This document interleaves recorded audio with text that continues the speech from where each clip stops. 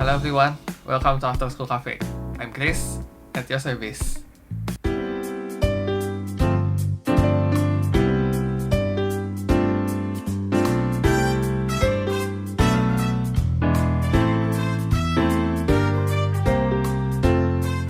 Halo teman-teman, kali ini kita ketemu lagi di segmen Dr. Reacts, di mana sebagai seorang dokter, aku akan memberikan tanggapanku mengenai beberapa hal yang sedang viral di masyarakat saat ini. Pada Dr. Reacts kali ini, kita akan membahas mengenai PSBB total yang baru diberlakukan di Jakarta mulai seminggu yang lalu, tepatnya tanggal 14 September 2020. Jadi singkat cerita, DKI Jakarta sebelumnya sudah pernah memberlakukan PSBB atau pembatasan sosial berskala besar, yang lalu kemudian berubah ke new normal, di mana berbagai aktivitas sudah mulai kembali berjalan, tapi tetap dengan berbagai pembatasan dan pemberlakuan protokol-protokol kesehatan untuk mencegah penyebaran COVID-19. Nah, tapi sangat disayangkan, semenjak diberlakukannya new normal ini, jumlah pasien positif COVID-19 itu semakin meningkat. Hingga saat video ini dibuat, jumlah pasien itu sudah menembus angka 235.000. Di mana sebagian besar jumlah itu berasal dari DKI Jakarta. Atas alasan itulah Jakarta kembali menerapkan PSBB yang sekarang kita kenal dengan nama PSBB Total atau PSBB Jilid 2. Sebenarnya PSBB Total ini sudah berjalan selama 1 minggu, tapi aku sengaja nggak bikin video dulu dari kemarin karena aku mau lihat dulu perkembangannya seperti apa. Setelah diberlakukan PSBB Total ini, Jakarta jadi seperti apa sih? Nah, biar nggak lama-lama lagi, ayo langsung kita bahas. PSBB Jilid 2 ini sebenarnya seperti apa sih? Apa aturan yang membedakannya dengan PSBB Jilid 1? Dan bagaimana dampaknya terhadap kota Jakarta dan terutama dalam penyebaran virus COVID-19? Ayo kita mulai pembahasannya. Jadi, berdasarkan Pemprov DKI Jakarta, menurut Pergub nomor 88 tahun 2020, ada 4 perbedaan besar dari PSBB Jilid 2 ini dibandingkan dengan PSBB yang pertama.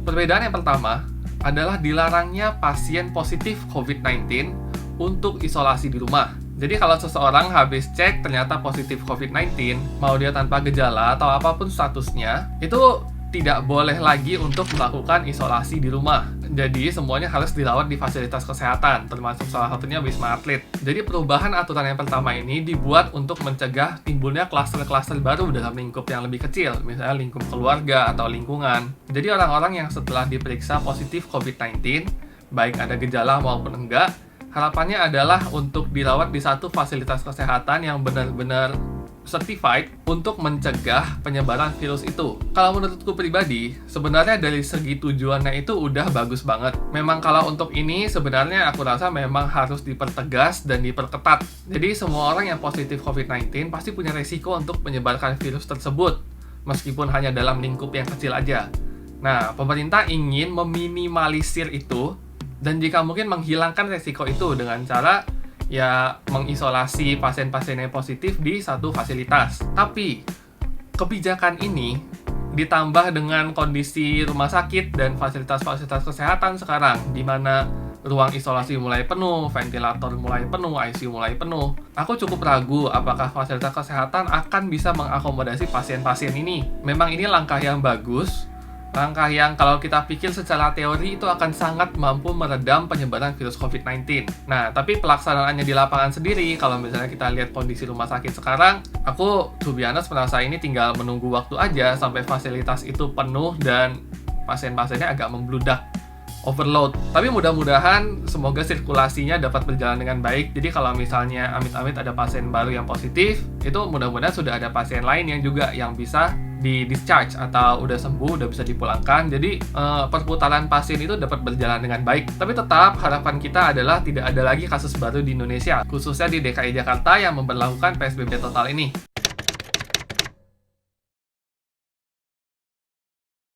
Peraturan yang kedua membahas mengenai gedung dan aktivitas perkantoran. Jadi dalam PSBB total ini, kantor itu tetap boleh beroperasi, tapi jumlah orang yang boleh datang ke kantor tersebut itu hanya 25% dari kapasitas totalnya. Lalu, kalau misalnya dari 25% itu ada orang yang positif COVID-19, kantor tersebut harus ditutup selama 3 hari untuk dilakukan penyemprotan disinfektan, melakukan swab pada semua karyawannya. Jadi intinya kantor tersebut harus diisolasi selama 3 hari. Oke, kalau menurutku, di peraturan yang pertama tadi pemerintah sudah mempertegas aturannya ya. Jadi makin diperketat, Tapi kenapa justru di peraturan yang kedua ini soal gedung kantor itu malah justru dilonggarkan aturannya dibandingkan dengan PSBB yang jilid 1 kemarin di mana kantor-kantor nggak boleh buka. Nah memang kalau misalnya kita ngomongin soal pandemi ini, itu yang terdampak aku yakin pasti nggak cuma dari segi kesehatan aja, tapi juga dari segi ekonomi, industri, bidang-bidang usaha lain tuh juga banyak yang terdampak. Dan memang kita nggak bisa bohong, sejak pandemi corona ini, ditambah dengan PSBB yang jilid 1 kemarin, itu pasti banyak banget usaha-usaha yang sangat declining ya. Nah, jadi aku rasa pemerintah juga mungkin mempertimbangkan aspek ini, makanya dari segi perkantoran itu boleh sedikit dilonggarkan. Tapi ini kalau kita ngomong secara teorinya, mungkin karena aku seorang dokter, jadi aku lihat dari segi medisnya juga, di mana ada sekelompok orang yang berkumpul, mau itu di kantor, atau di tempat ibadah, atau di kendaraan umum, itu sangat beresiko untuk menjadi klaster baru penyebaran COVID-19. Ditambah lagi, aturannya menyatakan kalau misalnya ada yang positif, itu kantor hanya ditutup selama 3 hari.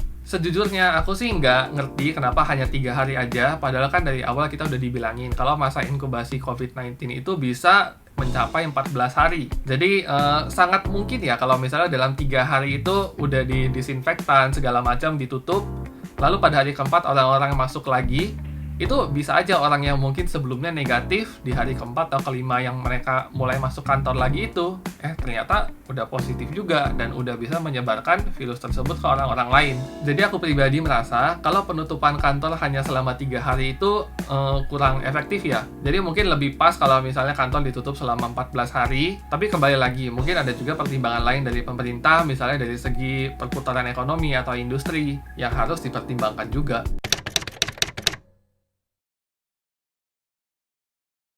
Kita masuk ke aturan yang ketiga. Aturan yang ketiga ini nggak terlalu beda jauh dengan aktivitas dan gedung perkantoran, yaitu sekarang di PSBB total ini, mall dan pusat-pusat perbelanjaan itu boleh beroperasi lagi. Selain itu, tempat-tempat makan boleh buka, tapi kita tidak diizinkan untuk dine-in. Kita nggak boleh makan di tempat, hanya boleh take away atau order secara online aja. Ini agak mirip dengan peraturan nomor 2 sebenarnya. Aku merasa kebijakan untuk mall-mall tetap boleh beroperasi ini cukup beresiko sih, karena kembali lagi dimanapun ada tempat-tempat di mana orang bisa berkumpul, itu memiliki potensi untuk menjadi klaster baru penyebaran COVID-19. Meskipun jumlah pengunjung hanya dibatasi 50%, tapi kita kan nggak tahu siapa aja yang ternyata sudah positif, dan kita juga nggak bisa mengendalikan aktivitas mereka selama di mall atau di pusat perbelanjaan itu kan. Meskipun tempat-tempat makan juga udah tidak memperbolehkan untuk dine-in, karena biasanya kan kita buka masker itu kalau misalnya kita mau makan atau mau minum kan. Nah, sekarang meskipun udah nggak boleh dine-in, tapi kan tetap aja kita nggak tahu gitu.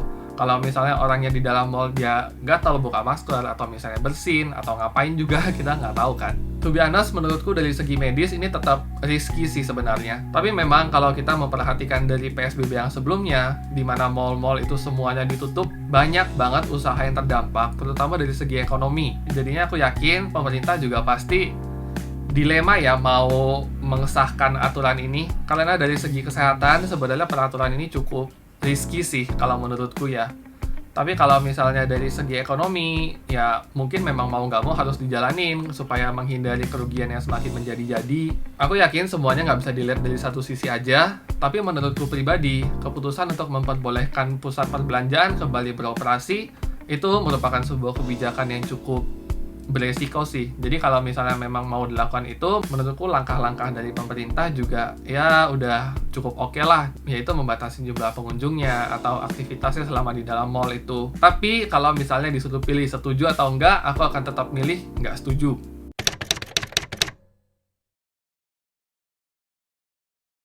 Oke, poin berikutnya yang keempat dan yang terakhir ya, ini adalah mengenai kendaraan. Jadi pemerintah sudah menerbitkan aturan untuk kendaraan, baik kendaraan pribadi maupun kendaraan umum.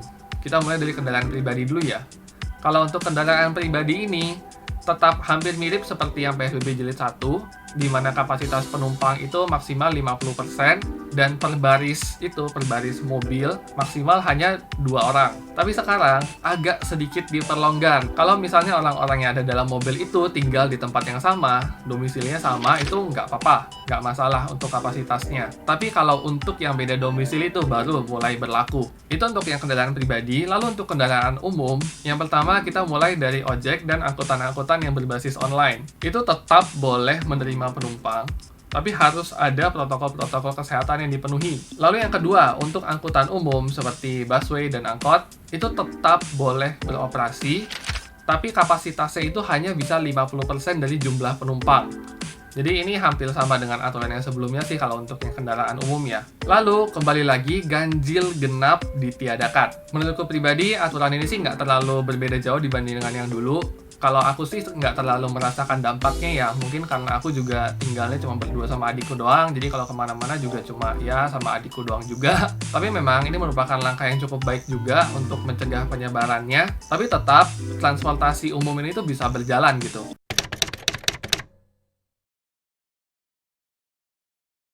Oke, jadi itu tadi 4 perbedaan besar dalam PSBB total kali ini dibandingkan dengan yang PSBB sebelumnya. Aku merasa kalau peraturan PSBB total yang diberlakukan kali ini itu merupakan upaya yang cukup baik dari pemerintah yang lumayan seimbang lah antara mencegah penyebaran COVID dan juga tetap membiarkan roda ekonomi tetap berputar. Tapi menurutku ini tuh agak borderline banget ya. Jadi untuk mencegah penyebaran COVID-19-nya usahanya bare minimum, tapi untuk menjalankan roda ekonomi juga bare minimum. Jadinya antara di tengah-tengah banget gitu sebenarnya. Kayak kalau misalnya kita mau benar-benar mencegah penyebaran COVID, kita kan harusnya bisa ya nutup segala bidang usaha, kendaraan umum nggak boleh bekerja dulu sementara waktu. Nah, jadi kita benar-benar tegas penegakan aturannya supaya kita benar-benar nggak ngumpul-ngumpul, supaya benar-benar tidak ada risiko untuk penyebaran COVID-19. Tapi kan kalau misalnya kita hanya condong ke salah satu sisi aja, misalnya ke sisi medis itu, dari segi ekonomi itu pasti nggak bisa berjalan dengan seimbang. Sama juga kalau misalnya kita terlalu condong ke sisi ekonomi, misalnya, oh ya udah tempat makan boleh buka aja kayak biasa, mau ngumpul-ngumpul juga nggak apa-apa, yang penting pakai masker. Nah, itu juga bisa teman-teman lihat akibatnya di peningkatan jumlah kasus yang terjadi setiap harinya. Jadi kalau menurutku pribadi, sebenarnya Indonesia atau secara khususnya DKI Jakarta ya, itu belum siap untuk memasuki masa new normal yang kemarin itu. Masih banyak banget kompromi dan kelonggaran-kelonggaran yang terjadi meskipun sudah memasuki masa new normal. Masih banyak orang yang pakai masker dari maskernya di dagu, atau masih banyak juga orang yang ngumpul-ngumpul tanpa memperhatikan kapasitas maksimal dari tempat tersebut. Aku sendiri nggak bisa bilang kalau aku suci gitu ya, nggak bersalah ya. Aku juga ada kadang-kadang jalan keluar, makan keluar juga ada. Nah, tapi intinya adalah kalau nggak ada keperluan yang mendesak banget, kita nggak perlu keluar rumah. Pesannya sebenarnya cuma itu aja, yaitu supaya kita tetap stay at home, tetap di rumah, kita membantu mengurangi penyebaran virus COVID-19 ini sebisa kita. Kalau nggak ada hal-hal yang perlu-perlu banget, nggak usah keluar rumah.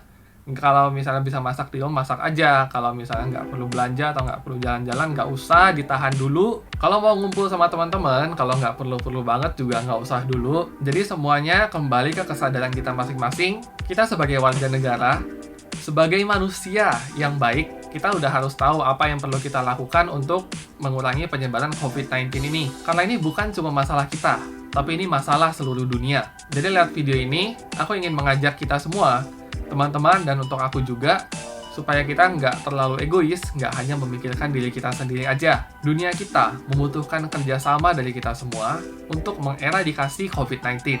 Jadi pelajari aturan yang sudah dibuat, dan taati peraturan-peraturan tersebut, oke? Tetap stay at home, teman-teman. Sekian untuk video hari ini, mudah-mudahan bisa menjadi pelajaran untuk kita semua. Kalau teman-teman suka, boleh tolong like, subscribe, dan nyalakan loncengnya, supaya teman-teman ternotifikasi kalau ada video baru. As always, stay bright and coffee.